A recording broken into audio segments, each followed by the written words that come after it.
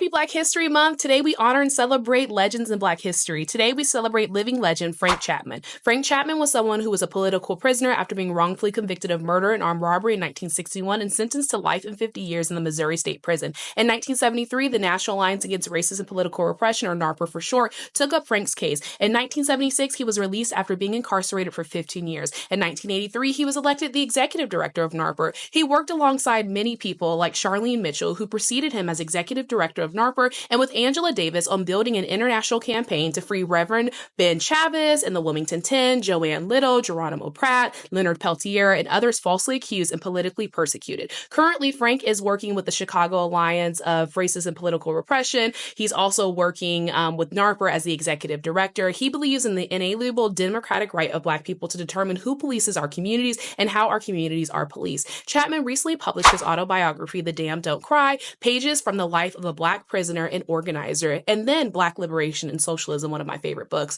Today, he is the executive director of the National Alliance and continues his fight against injustice in Chicago with the Chicago Alliance. Today, we honor Frank. Stay tuned for who we honor tomorrow. What if I told you that the first Black woman to run for president was a socialist? Happy Black History Month. On day 2, we celebrate Miss Charlene Mitchell. Charlene Mitchell was a fearless activist and the first Black woman to run for U.S. president in 1968. But before her name was on the ballot, she was on the front lines for justice and liberation. She was born in Cincinnati, Ohio. In 1930, Mitchell moved to Chicago during the Great Migration. At just 13 years old, she joined a youth activist group, and by 16, she became a full-fledged member of the Communist Party USA. In the 1940s, Miss Mitchell helped desegregate a theater through a sit-in. By the 1950s and 60s, she was a national activist, founding the Che Lumumba Club, an all-Black chapter of the Communist Party in Los Angeles. So in the 1970s, when she helped lead the global movement to free Angela Davis, Mitchell's leadership made Davis's trial one of the most powerful international defense campaigns of all time,